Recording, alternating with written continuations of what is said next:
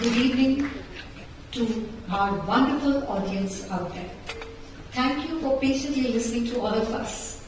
Today, as I stand here, I want to share my journey with you all from what's the point to what is that point. And as I stand here, I want to share my childhood memories with you. I still remember very clearly when I was in grade 6 and I had my first lesson on unit geometry. I was super excited, enthusiastic. I came home and I told my father, oh, today I got to use the protractor and the compass for the first time. I felt like on top of the world. My father asked me, what did you draw? I told him, I made a point, and from the point, and I extended a ray, and from the ray, I made a circle. To that, my father just asked me, do you realize that that point and tracing a circle from that point actually includes so many infinite points? At that time, I never realized, I never understood. I was too young and too naive. But as I progressed in my life, I understood what my father wanted to hint when he said, within a circle, there are many points. Of course, yes, those multiple points can actually represent people coming from different walks of life, people with different opinion, people having different approaches to looking at a question.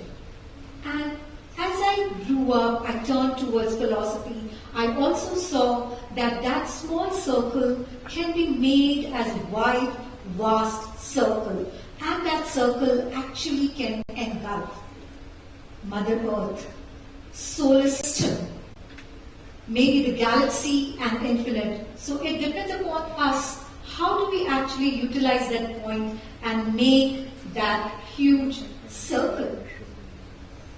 And this is what I put some thoughts in writing after listening to my father. What is the point? A spark of light. Beyond it, a ray ignites. From point to ray becomes a circle of light. The circle embraces the universe, so please do not underestimate that it is just a point. As I grew up, just like any other teenager, I was also quite rebellious. I used to ask my mother simple questions, at least I thought they were simple. What is the point? What is the point of keeping the socks in the shoes and keeping it in the shoe rack? What is the point of folding the bed sheet when I'm going to use it again? To that, my mother used to politely say, just to keep your room tidy. No, that's not the only point. This will actually help you develop a disciplined life. And I think that is where my journey started, from looking from just a point, what is the point, to what is that point. As I grew up, I went to college, I could see my mother giving us hot cup of milk and she would add pinch of turmeric and a little bit of black pepper powder. I used to ask her, what's the point of just adding dash of pepper powder? She said, it is good for your health. But when I went to my biochemistry class and my teacher taught me, actually turmeric has curcumin. That compound is not easily absorbed in the bloodstream. And pepper has pepperine. So when you add pepper powder, it actually helps to absorb the curcumin and gives you the health benefit that turmeric has, which is an anti-inflammatory agent. As I grew further, I got a job, I became an educator, I met people from different walks of life, with different opinion, and even my students for that matter. My students started asking me questions.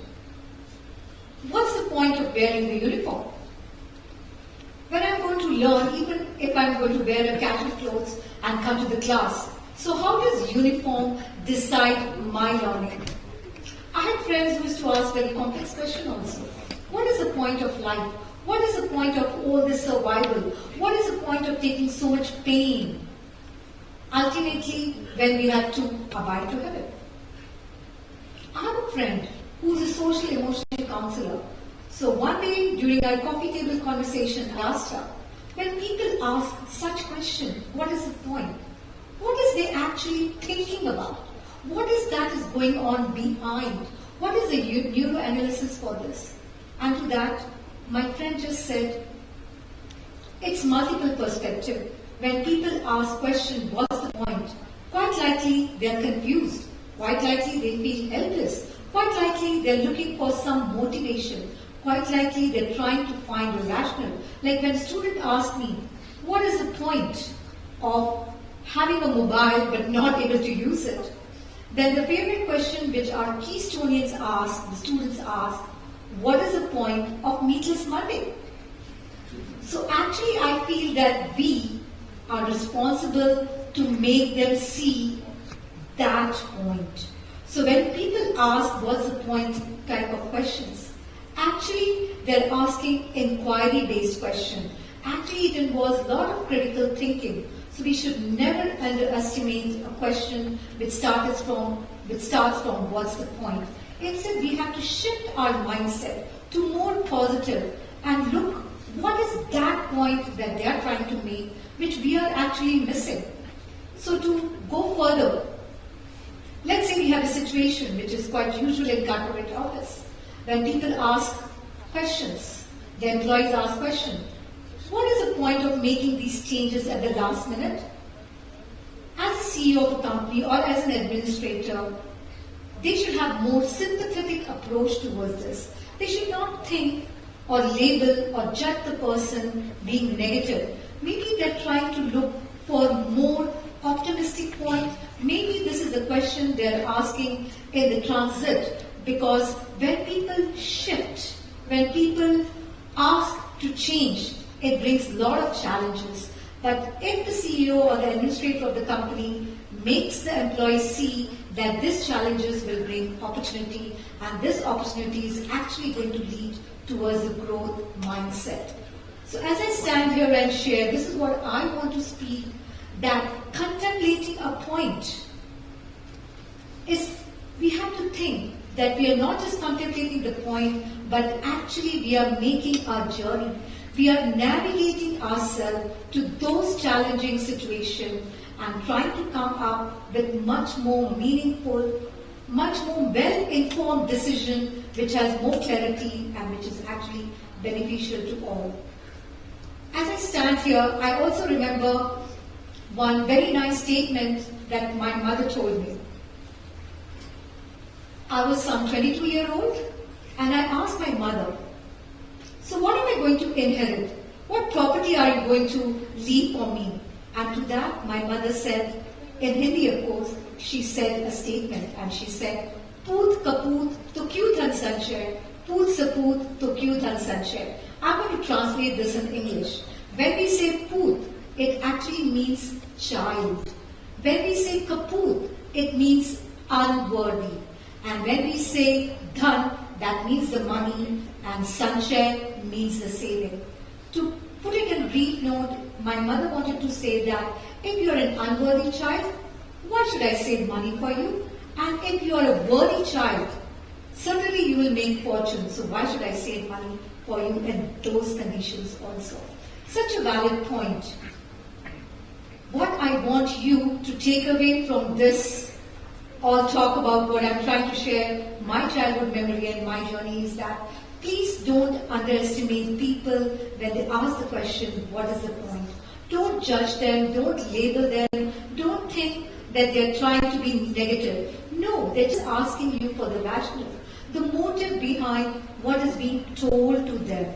Why should they accept and proceed by those rules and regulations? And that is what is called changing your mindset. To go ahead, I would also like to mention here, how do we achieve this? How are we going to achieve this change in mindset? How are we going to achieve this journey from what is the point to what is that point? Very simple. Aim. When I say aim, I mean attempt is must. So please be broad-minded, attend to their question when they say what is the point, and travel.